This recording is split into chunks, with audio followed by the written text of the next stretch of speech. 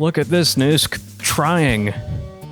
Remember trying? Trying used to mean face cam and recording away from a desk, which is the same desk from, the Wayback Times. Wayback Times in this case meaning a week and a half ago when I still lived at home. I'm still unpacking the office. I plan on putting some acoustic foam up to make it a little less echoey. But until then, at least I got multiple spots to shoot in. My partner and I are getting nice and cozy here. It's gonna be cool to make stuff in here, I think. Till then, let's get to why we're here.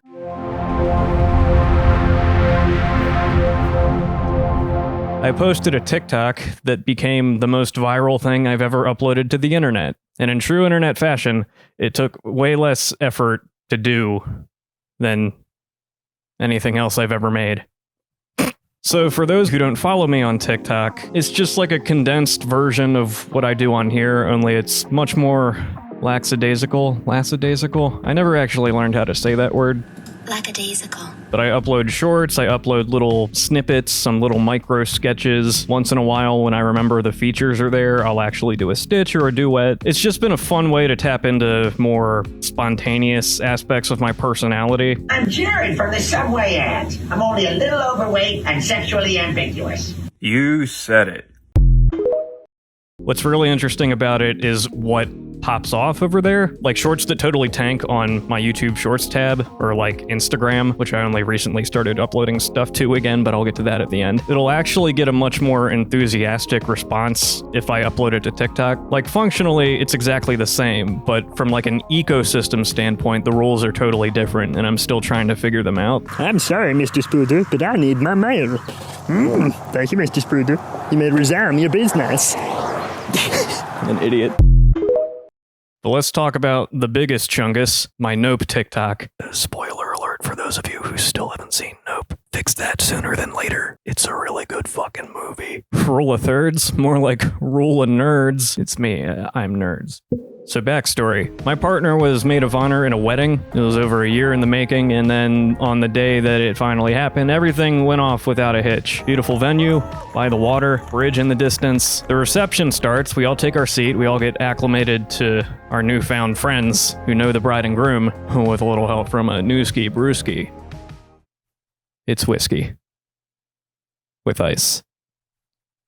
Nothing special. But yeah, we're waiting for dinner, and I look up to the ceiling, and I see this. And for those of you who've seen Nope, you already know exactly what I'm thinking. It looks like the fucking creature, aka Jean Jacket, after they chisel away at the UFO exterior. Like, it was that. Her. Fucking bitch.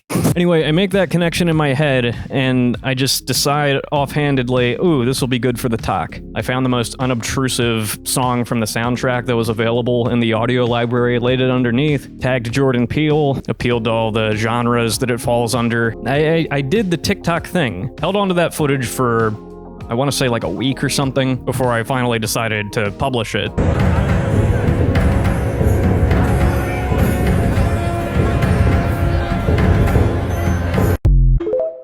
It did pretty okay at first. It did about as well as anything else that I've uploaded, to the point where I was like, all right, it capped out at 200. I don't need to check the numbers anymore. And then on a whim, WHHHH phlegm HHHM, I looked at it again later that day, and it was up to 6,000. 30 minutes pass after that, it's up to 10,000, and it just kept going and going and going, growing exponentially and freaking me the fuck out. And again, it's just totally surreal and funny to me that what's essentially an internet meme circa 2008, but in like video form, shot, caption, it's a meme. As a platform, it's very shitposty, but it just ensures that you get a semblance of authorship by the time it's uploaded and being passed around to people. When it got past 100,000 views and a few 10,000 likes, that's when I noticed that, bigger accounts started to find it and like it, including some people that I've been following for a while. I touched on this before, but I actually didn't start my TikTok until late last year. So I haven't been using it forever, but I've been using it long enough to like find people that I like and find people who are pretty huge. And it was really cool to just see them organically find my video with no prior interaction before besides, you know, me liking one of their uploads or resharing something of theirs that I thought was funny. And I guess what's great about this particular TikTok is that, you know,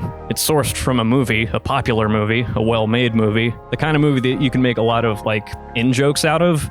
And what better in-joke than to call something jean jacket, if you know, you know. Some people didn't. Some people were confused as all hell, but a lot of people do know. And there was absolutely no shortage of stop looking at it, why are you making eye contact type of memes. I've read it like a few hundred times at this point, but I've laughed every time. While I was shooting the footage, at no point was I like, oh man, this will definitely kill everyone at the wedding. There were a few comments that said they misread the caption as Janet Jackson, and I invite you to apply that image to the plot of Nope. That's awesome.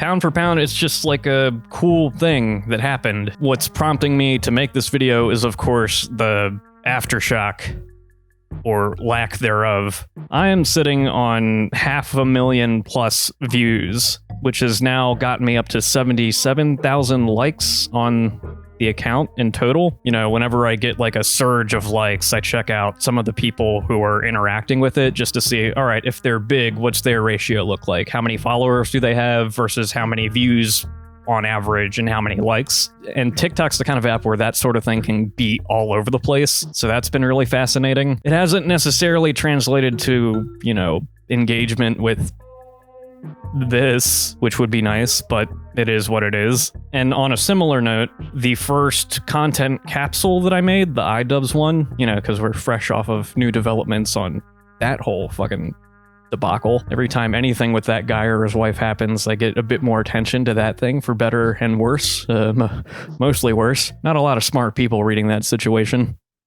IMO. But a close second of my shorts uploads is the Synthwave Boy video, that sister stream to Lo-Fi Girl. It would be Lo-Fi Girl that would give me a bit of a boost of exposure there. Thank God it finally surpassed that. I am no longer defined by the short that earned me the status of iDubbbz's #1 ball washer. So those two are doing pretty well, and then out of nowhere, just like as a goof, I decided to start uploading some of my older shorts from like the past few months to my Instagram. I hadn't really been using my Instagram for much beyond like selfies or life updates, but that's been the case for so long that now I just have this whole backlog of stuff which I could just start uploading now to see if anyone wants to see it. So the first one that I do is my Ringo Starr video. I can't remember exactly what possessed me to upload that. I think I just knew in the back of my head, all right, Instagram's full of 60s, 70s boy band stans. A lot of Greta Van Fleet fangirls and just classic rock dinosaur enthusiasts compared to other places.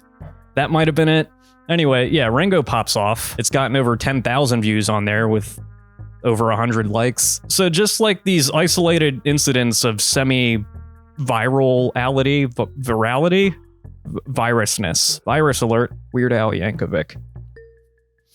And it's been interesting, you know? As I have repeatedly said, I would like to return to making proper content along with, you know, the short form stuff. That's been fun and satisfying to do. It's just, you know, I'm an old school tuber at heart. So I'm going to attempt to take what I've learned from this and apply it to what I make going forward. I'm getting situated in here still, obviously, and hopefully by the time I'm most, if not all of the way comfortable, it'll get easier for me to just start cranking stuff out again. I'm going to VidCon again next month. Hopefully I don't get COVID this time. And hopefully I don't bitch out and repeatedly see heroes of mine in the YouTube game and scurry away, because I don't want to be a bother. Present news very much wants to be a bother. Future news, we'll see. It's kind of flippy-floppy future news. But yeah, wanted to make this to cover my bristling of TikTok celebrity, if you want to call it that, as well as just practicing making stuff again, preferably away from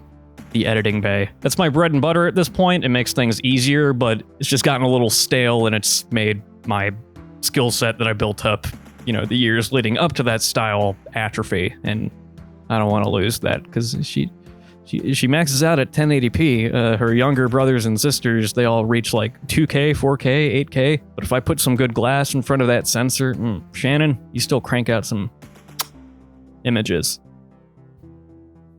Is an adjective. For those who don't already know, this is Shannon. I got her when I had aspirations. All right, I'll shoot some B-roll and get back to unpacking. I do got to go figure out dinner for me and the other person that lives here, who's not imaginary. Yeah, more stuff soon, hopefully. I got a script that I could record this coming week, so we'll see how long that takes me to produce. Y'all take care. Go to my TikTok, go to my Instagram. Don't go to my Twitter, it's dead. Both of them. Different topic for a different time. Subscribe if this did anything for you.